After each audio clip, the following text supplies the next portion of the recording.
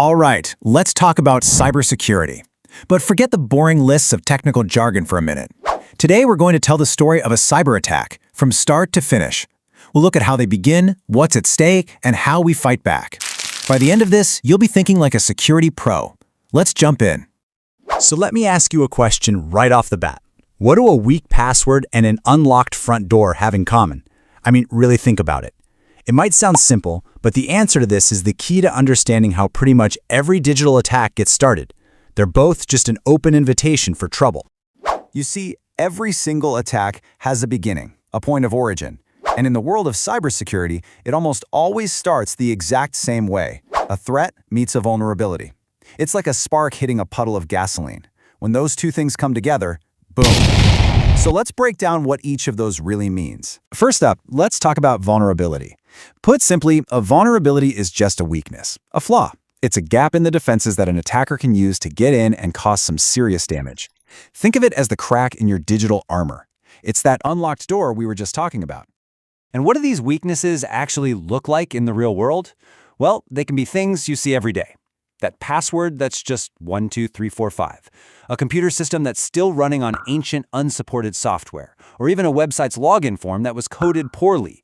Every single one of these is a potential doorway just waiting for someone to open it. But here's the thing. An unlocked door isn't really a problem unless someone is actually trying to get in, right? And that's where the threat comes into play. A threat is anything or anyone that has the potential to take advantage of that weakness. It's the burglar walking down the street, methodically checking every single door handle, looking for the one that's unlocked.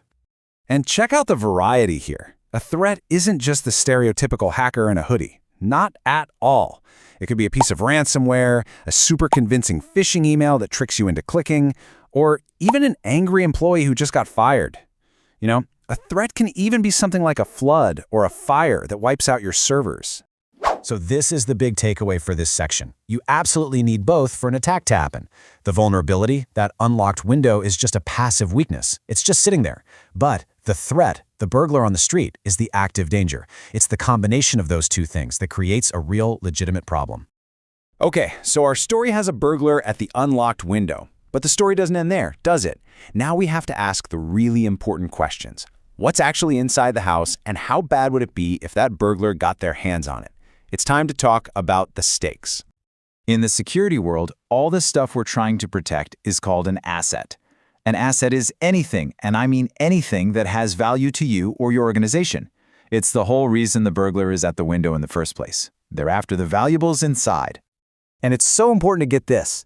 Assets aren't just physical things like computer servers or office buildings. You know, a lot of the time, the most valuable assets are the ones you can't even touch.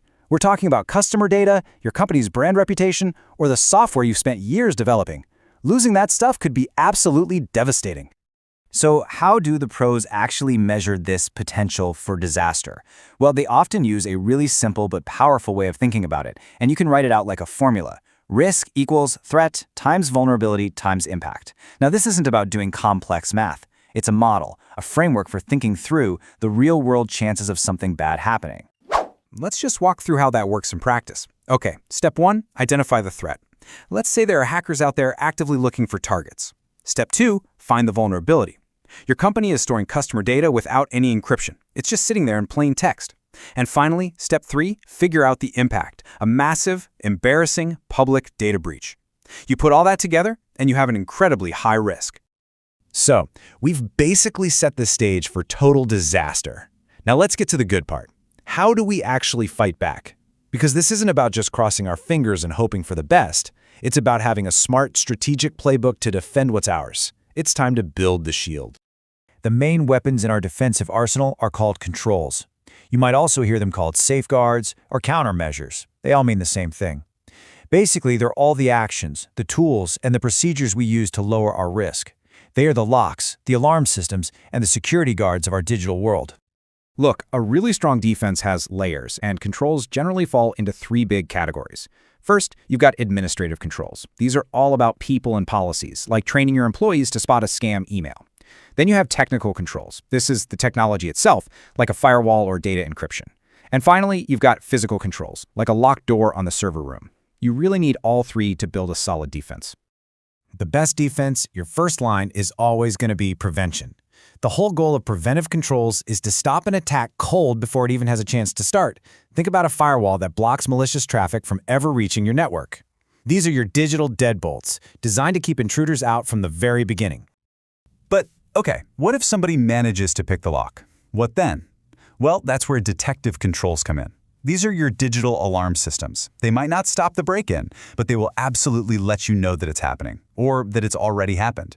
Security logs that track user activity, or even digital CCTV footage that shows you exactly what an intruder did, that's what we're talking about.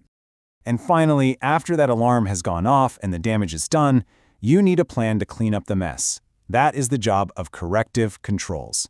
This is your incident response plan. It's all about restoring your precious data from backups, patching the weakness the attacker used to get in, and just getting everything back to business as usual as fast as you can.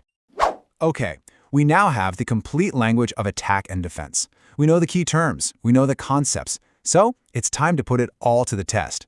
Let's take a look at a real-world scenario and decode it together.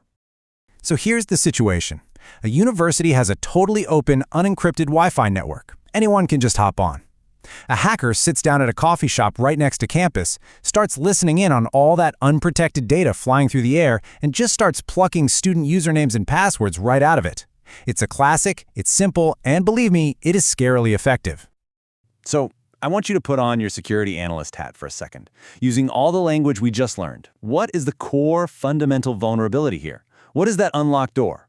Yep, you got it. It's the unencrypted Wi-Fi itself. All of that sensitive data is just being broadcast for anyone to see. And this is a perfect example of how all those pieces just click into place. The vulnerability? The unencrypted Wi-Fi. The threat agent? That hacker sitting nearby. The attack type? It's a passive attack. They're just eavesdropping. And the impacted asset? The student passwords, a supercritical piece of intangible data. So, how do we fix this whole mess? We deploy our controls in layers. We start with a preventative control, like strong WPA3 encryption to slam that door shut and lock it. Then, we add a detective control, like network monitoring, to sound the alarm if anyone tries anything shady. And finally, we bring in an administrative control, a formal written policy that says, from now on, our network will always be configured securely. Because at the end of the day, security isn't just about a bunch of fancy technology. It's a mindset. It's about learning to see the world a little differently, to spot the threats, to recognize the vulnerabilities, and to protect the things that are valuable to you. And that brings us to one final question for you to think about. What is the biggest digital unlocked door in your own life? Thanks for digging into this with me.